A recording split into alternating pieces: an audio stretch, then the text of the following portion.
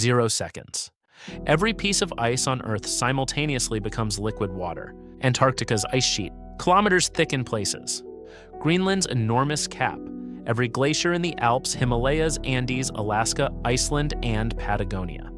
All of it, water at once. The water doesn't teleport into the ocean. It begins where the ice was, and gravity starts moving it immediately. Land ice from Antarctica and Greenland contains enough water to eventually raise global mean sea level by roughly 70 meters. But right now, most of that water is still sitting on continents and mountains. The first waves can temporarily rise much higher than the eventual equilibrium. And the first people to die are nowhere near an ocean. 1 minute later, the mountain floods begin. Above Chamonix and Zermatt, water accelerates through former glacier valleys. Within minutes, it tears loose moraine, boulders, trees, roads, and bridges. The flow becomes a moving mixture of water and debris, confined by valley walls that amplify its depth and speed. In the Himalayas, glacial lakes overflow and merge directly into the descending flood. Trekking settlements, mountain roads, and suspension bridges disappear in minutes. People closest to the valleys hear the flood before they see it. A sound like continuous low thunder in a cloudless sky. Those above the valley floor climb. Those in the floor settlements may have only minutes before the roads disappear and the buildings begin moving. 10 minutes later, the Arctic ground loses its foundation. Permafrost contains enormous quantities of ground ice woven through the soil beneath cities, roads, and infrastructure. When it becomes water, frozen soil loses the structure holding everything above it. In Yakutsk, apartment blocks begin settling unevenly. One side drops while the other remains supported. Walls split. Stairwells deform into parallelograms. Road surfaces buckle into long, shallow waves. Across Alaska and northern Canada, airstrips deform and become unusable. Hillsides saturated from within begin slumping in slow, broad movements that carry buildings downhill with the terrain. Pipeline crews close whatever sections they can still control remotely, watching pressure readings drop as joints shift out of alignment. The permafrost catastrophe will continue worsening for days. 30 minutes later, Greenland starts emptying. Water converges into old glacial valleys and tears downward toward the sea. At Ilulissat, the former glacier outlet becomes a violent freshwater discharge corridor. Fjords fill with brown debris-loaded water before the North Atlantic has risen at all. Coastal settlements are hit by local surges that smash docks, throw fishing vessels ashore, and tear buildings nearest the water from their foundations. Residents on higher ground watch the waterfront disappear while the water is still brown with glacial sediment, not ocean salt, but continental mud. In Antarctica, the same process begins at a vastly greater scale. Water near the Antarctic margins reaches the Southern Ocean quickly. Enormous Antarctic research stations on coastal rock outcrops lose runways, fuel depots, and low structures. Some become isolated high points above moving freshwater, while everything at lower elevation is carried toward the ocean. 2 hours later, Antarctica becomes a continent of rivers. Across Antarctica, former ice surfaces have become a network of seas, lakes, and drainage systems. Water races toward the coastline through low basins and subglacial valleys. Where channels converge, the discharge is immense, carrying pulverized sediment and rock into the Southern Ocean and generating turbidity currents that descend the continental slopes underwater. The first large Antarctic-generated pulses reach populated coasts. In Cape Town, the incoming Southern Ocean surge enters the Low Cape Flats, a broad, densely populated plain. Water spreads rapidly through streets. Industrial areas release fuel and chemicals as storage tanks are breached. The slopes around Table Mountain remain above the surge. The low city between the mountain and the ocean is being reorganized by the tide. In Sydney, water races through the harbor's network of drowned valleys and narrow inlets, demolishing marinas against seawalls while the sandstone ridges above stay dry. Residents on those ridges watch boats moving through streets that were roads an hour ago. 6 hours later, Buenos Aires begins disappearing. The Rio de la Plata acts like a gigantic funnel. Rising Atlantic water is forced into an enormous, shallow estuary and then across an almost flat urban plain. The problem here isn't only depth, but distance. Water advances kilometer after kilometer through ground floor apartments, subway entrances become intake shafts, and vehicles accumulate against buildings until the debris piles begin knocking structures apart. 15 million people on terrain barely above sea level, with almost no local high ground to retreat to. Across the North Atlantic, Greenland's discharge reaches both sides of the ocean.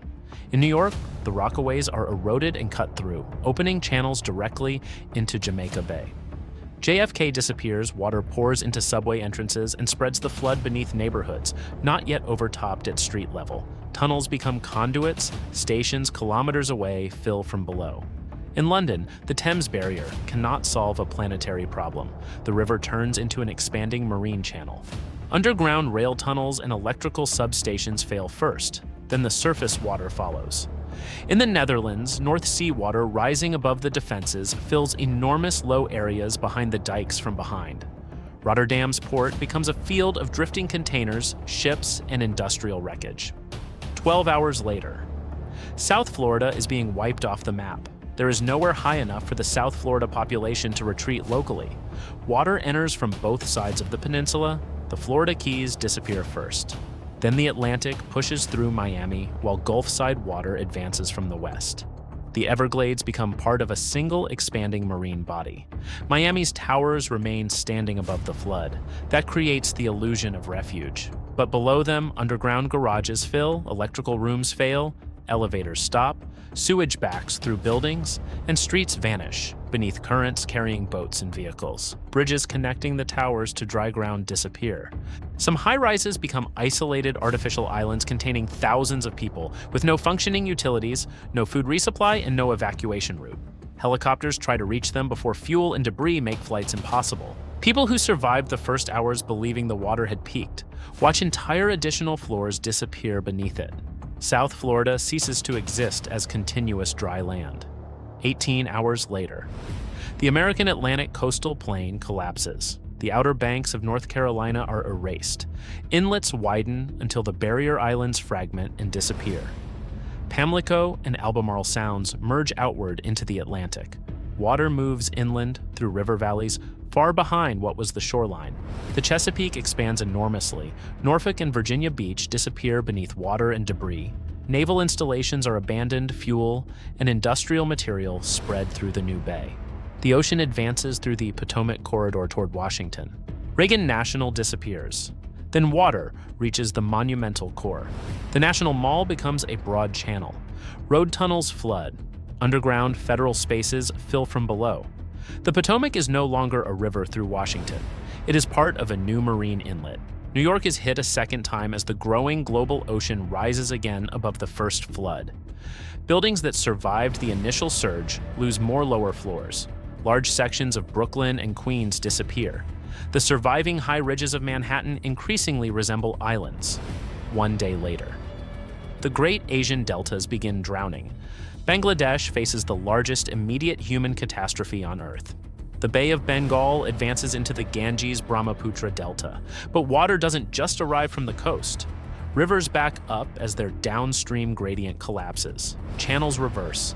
Floodwater spreads laterally across enormous agricultural plains. Embankments are overtopped and eroded from both sides.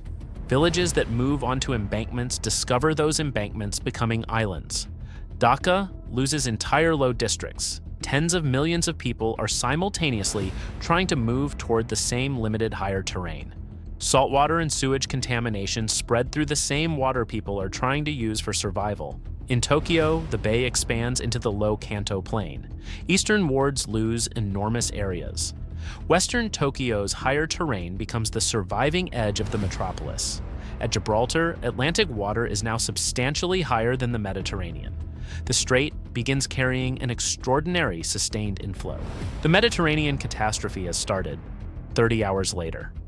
China's coastal mega-regions go under. Shanghai's problem isn't a single wave, it's that the entire surface beneath the city is barely above sea level.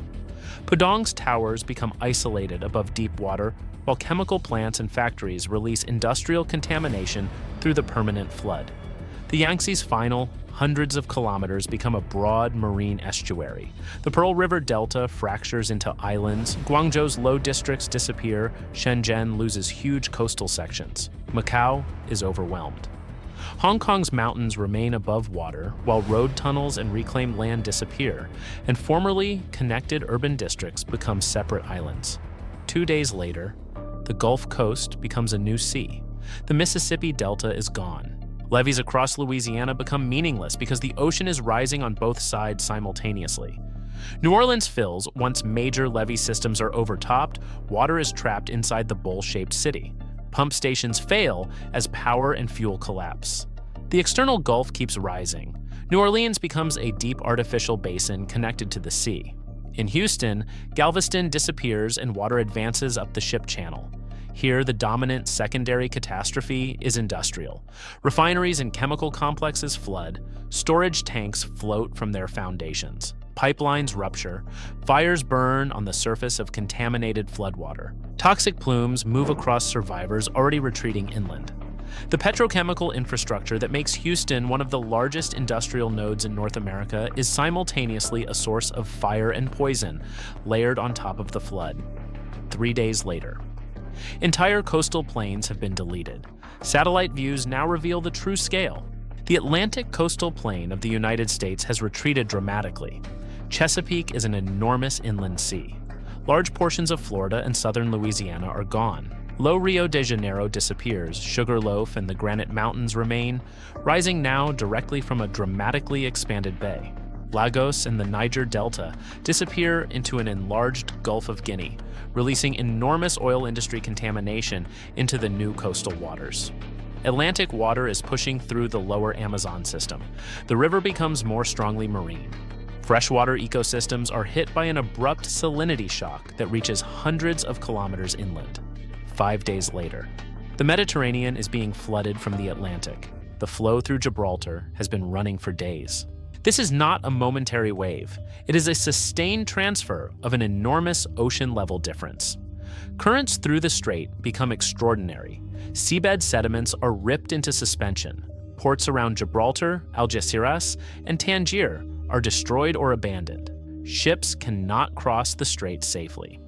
A gravity disturbance races ahead of the actual filling water. Barcelona, Marseille, and other coastal cities have already seen their sea levels begin rising. Unlike New York or Florida, Mediterranean populations have had several days to understand what is coming. That saves lives, but it produces enormous inland migration simultaneously. Millions leave coastlines. Highways toward Madrid, central France, the Apennines, and the inland Balkans become overwhelmed. The Mediterranean has not reached its eventual level. It is still filling. 1 week later, Europe is splitting into new seas and islands. Most of the western Netherlands is permanently submerged. Amsterdam, Rotterdam, and The Hague are no longer functioning dry cities. Only higher eastern and southern territory remains. In London, floodwater has remained long enough that buildings begin failing differently. Foundations soften, basements stay permanently submerged, and structures start collapsing days after the initial surge. Large low coastal zones across Denmark and northern Germany fragment into shallow seas. Hamburg becomes part of a radically enlarged estuarine system. Venice is long gone beneath water. The northern Adriatic lowlands are being consumed progressively. The Mediterranean is still rising toward the Atlantic level. The Po Valley, agricultural heart of northern Italy, is advancing toward inundation. Entire national administrations move inland. 2 weeks later, water stops being the only killer. The direct flood remains enormous. But now the destruction of civilization's coastal systems becomes equally dangerous. Most of the world's major port infrastructure has either disappeared beneath the new sea level or been destroyed by transient surges. Global maritime trade collapses. The agricultural regions that fed billions are gone or salinized. The Nile Delta, Bangladesh, the Yangtze Delta, the Mekong lowlands, the Mississippi Delta, coastal Chinese farmland, the Po lowlands. Saltwater has penetrated coastal aquifers. Sewage overflowing into floodwater surrounding shelters has created sanitation crises in the same locations where drinking water distribution has failed. Inland cities have doubled or tripled in population. Stadiums, warehouses, and office towers have become permanent shelters. Governments begin forcibly protecting surviving farmland from settlement because every hectare is now needed. By this point, direct flooding has already killed hundreds of millions. The largest losses from densely populated deltas and coastal plains that had no warning and no high ground. Disease, contaminated water, and food system collapse are now beginning a second mortality wave. 1 month later. The New World is still flooding. 1 month later, Earth does not have a calm new shoreline. Enormous Antarctic reservoirs are still draining. The final equilibrium remains ahead. South Florida is entirely marine. The Florida Peninsula is radically fragmented. Low Washington is submerged. The Potomac has become a bay. New York survives as scattered high ridges around a much larger marine basin. Southern Louisiana is gone. Most of the Netherlands is underwater. London's low basin is largely submerged. The Nile Delta has disappeared. Alexandria is gone. The Mediterranean is still rising and advancing south through the Nile corridor. Shanghai and most of the Yangtze Delta are underwater. Bangkok is gone. Eastern Tokyo has disappeared beneath an expanded bay. The Turkish Straits, Dardanelles, Sea of Marmara, Bosphorus have become violent flow corridors as the rising Mediterranean begins filling the Black Sea. Istanbul sits directly across the Bosphorus as it becomes a hydraulic gateway. The Black Sea's coastal catastrophe is still beginning. The ocean is still rising. Antarctica is still draining. The future, years later. The flooding eventually approaches the full plus 70-meter global mean rise with significant regional variation. But the planet continues changing long after the new coastlines stabilize. With kilometers of ice removed, the crust beneath Greenland and Antarctica is unloaded. Both regions begin rebounding upward, isostatic adjustment that takes centuries to millennia, but generates ongoing earthquakes and continues reshaping coastlines long after the water stops rising. The oceans received an extraordinary freshwater pulse. The white reflective surfaces of Antarctica, Greenland, Arctic sea ice, and mountain glaciers are gone. Dark rock and open ocean absorb far more sunlight. The planet's albedo drops sharply, and warming accelerates beyond what the melt itself caused. The permafrost that began thawing on the first day continues releasing carbon for years. Methane and CO2 from organic material frozen for thousands of years reinforce warming in a feedback that unfolds slowly but doesn't stop. The glacier-fed rivers of Asia, the Ganges, Yangtze, Mekong, Yellow River, will eventually face the opposite of the initial catastrophe. The glaciers that regulated seasonal flow are gone. Rivers that flooded catastrophically on the first day become seasonally unreliable over years. The hundreds of millions who depend on them for water and agriculture face a fundamentally different hydrological regime. Not the slow, managed change projected under normal climate scenarios, but a sudden, permanent absence of the mountain reservoirs that made those rivers predictable. Everything built below roughly 70 meters of elevation, every port, every delta city, every coastal plain, every low island is gone or permanently altered. What happened overnight will take geological time to fully express. The new shorelines are not a disaster from which civilization recovers. They are the new geography inside which whatever comes next must begin.